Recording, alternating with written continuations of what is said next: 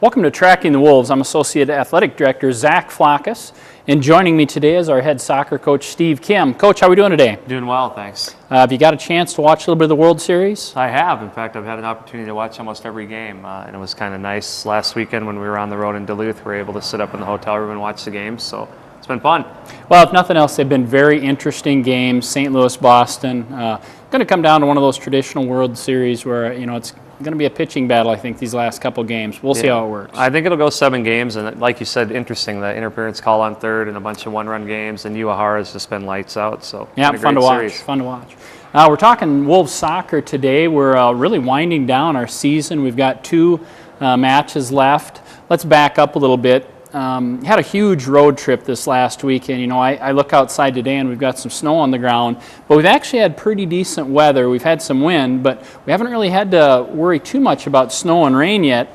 Here this last weekend wasn't bad again. I know it was a little cold over in St. Cloud and Duluth, yeah. But we can just combine them. They're kind of like one school anyways. But why don't you tell me a little bit about your road trip over to St. Cloud first? Well, we went to St. Cloud on Saturday, and we had a match with the Huskies, and that was a game that we certainly needed to pick up, and we were able to win that game 1-0. They're a good team, and they're very organized, so we were able to score with about 30 minutes to play and then hold them off.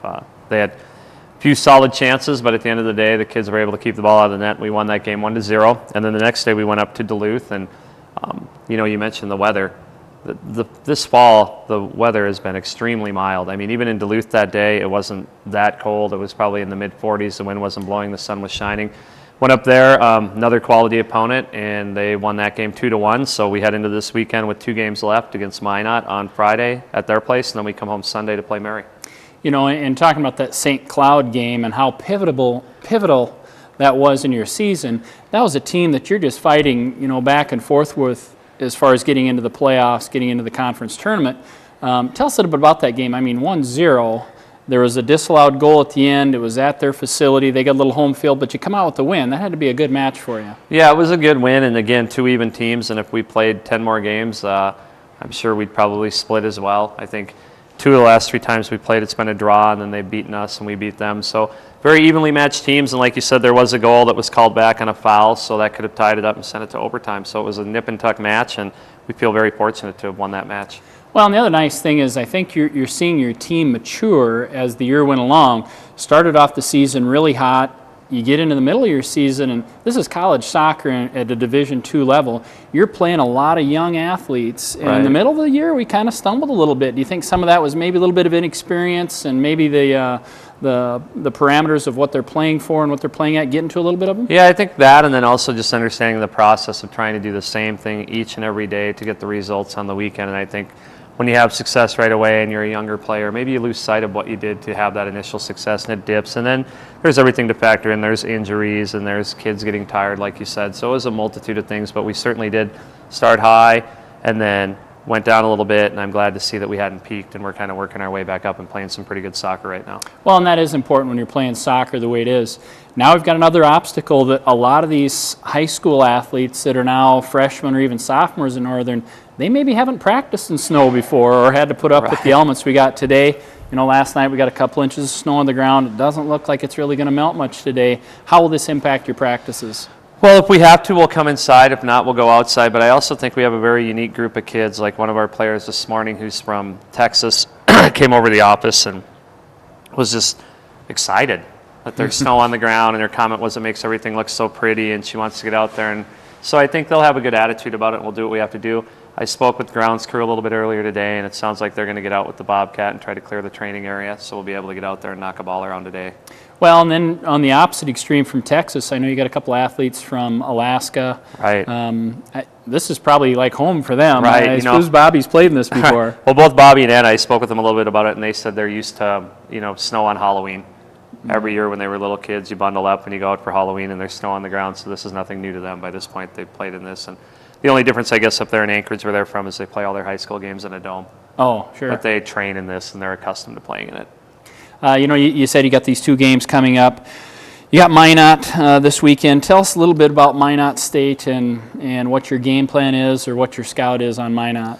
Well, we know that they defend very well and they counterattack well, and Jason, their coach, Jason Spain, does a great job of keeping them organized in the back, and they have some very dangerous players. And it's a game that's going to be a dogfight, and hopefully we're able to get in there and mix it up with them and keep the game real close and maybe come out with a victory. But at the end of the day, I think we're two pretty even teams. If you look at the schedules and you look at the results, I'd say that we're very comparable to one another, and it should be an exciting match.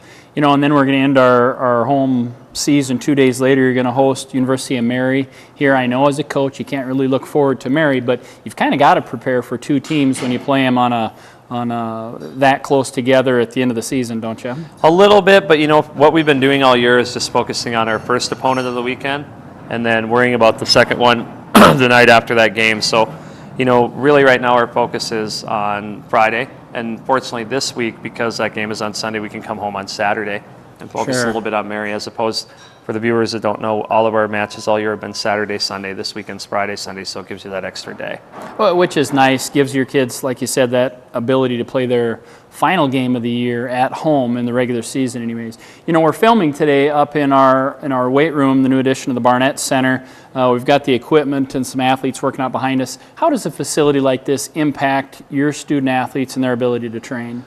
I think it's made a huge difference. I mean, it not only gives them the space and you know, obviously there are more racks and more treadmills and more elliptical machines, but I think what it does more than anything is it just allows them the opportunity to be in here and have space to work. And this area over here that the viewers can't see, and there's a little track area back there, so it allows for a lot more speed and agility work as opposed to the old facility. And then just having the facility itself has been fantastic. Well, and I know Coach Berner and then his staff, Dylan and Kate, they really work diligently to get our student athletes in shape, to allow them to sustain over the whole season. And I think that's paying off. Like you said, it seems like your athletes are on that rise again. They're playing some pretty good soccer now.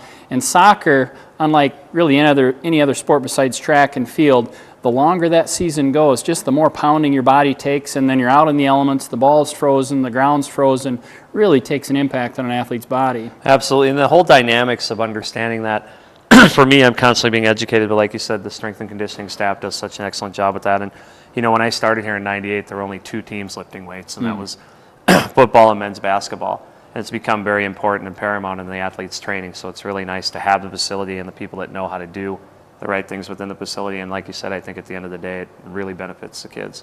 Well, and it doesn't hurt that they're just out of earshot for us, and we're giving them some good props. So right, if you could see them right here. We'll congratulate our strength and conditioning staff on the job they do, and it is really impactful on our 400 student athletes. Absolutely. Coach, with that, I'm going to let you get back to prepping for this weekend. Good luck against Minot State. Thank you. This has been NSU Athletic Director Zach Flackus. I guess I'm the Associate Athletic Director. We won't let Josh see this filming, but with head soccer coach Steve Kehm. Thank you very much.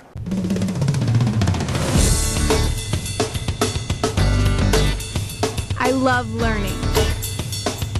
I believe in service. I am full of passion.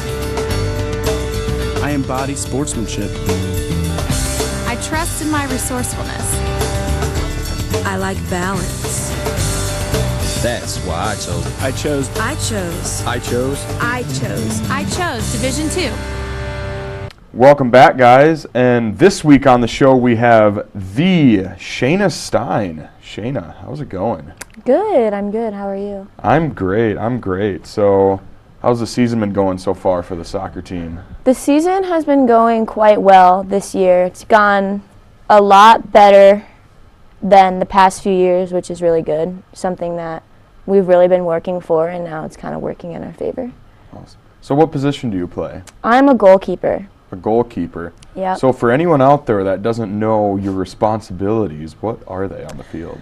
Responsibility for a goalkeeper is probably, well, mainly keeping the ball out of the net, but a lot of communication from the keeper to direct the defense, and you kind of, the person who plays keeper is in the back and gets to see everything on the field, what's going on. So a lot of people usually listen to the keeper because they see everyone and can direct to and from, I guess. So you guys beat St. Cloud on Saturday, 1-0, right? Yeah, we did. How was that? That was an epic match. It was pretty close throughout the whole game. Brittany Teets was in the net, and she had some amazing saves. Really? She was definitely carrying us the whole game. And we had some great opportunities where a ball would be whipped in, and we just missed them, and then we finally finished one and executed correctly, and we got the win. So Saturday was a pretty cool day outside. When you guys get cold games, does the coach allow you to wear long sleeves or leggings or something? Does it have to be team color? Can it be whatever? Or how does that go? Well, for our Under Armour during games and everything, we have to wear black. The goalkeepers can wear whatever color they want just because they can be they have to be opposite from their team and the opponent as well.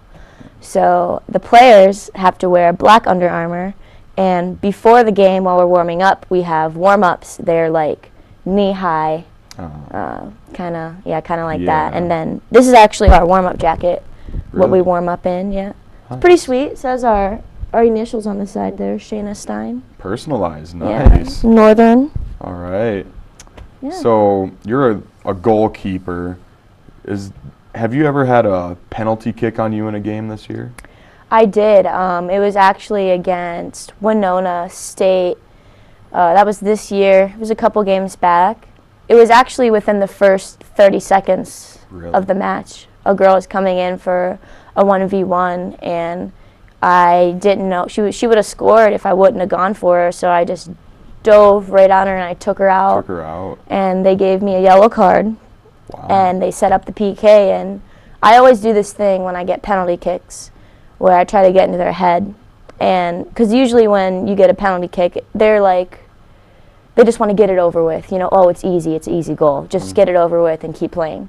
So what I do is I step out of the net, take my gloves off, retie both my shoes, and then step back in. So obviously if they score, I look stupid, but they didn't score. I got just barely a little bit of a tip on it, and it hit the crossbar and bounced out, and then we cleared it. So that was awesome. Nice. Yeah. So in those situations, is it just because it's just one-on-one, is it a huge guessing game, or do you kind of look at which way their legs pointing or where they're looking at to try to stop it, or how does that work? Well, some people will try to be tricky. I try not to look at their eyes because some people will look one way and kick the other. So I just kind of keep my eye on the ball and see which way their hips are going to turn, what foot they're kicking with also kind of dictates a lot of it. Nice. So what are you studying at school? I am a multimedia design and film major. And do you have any plans when you graduate yet, or?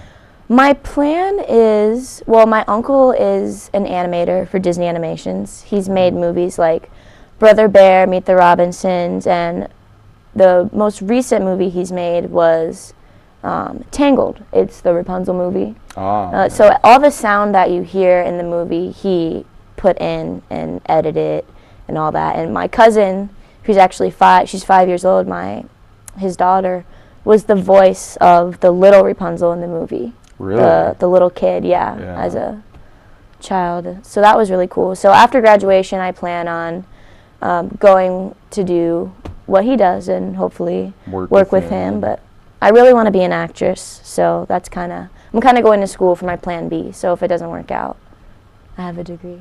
Nice. Yeah. So why did you choose Northern State? Because you're all the way from Florida, and that's like, right now that's like probably 70 degrees or something cool like that, and there's snow on the ground outside. Yeah, today was a shock. There's snow. Why Aberdeen? Why Aberdeen? Well, I grew up in a big town with a lot of people and sunny and hot every day. I knew that I didn't want to go to school in Florida just because I grew up there my whole life. I like to explore and see new things and stuff like that. So when I came, Coach actually saw me play in Orange Classic and the Dallas Cup in Texas.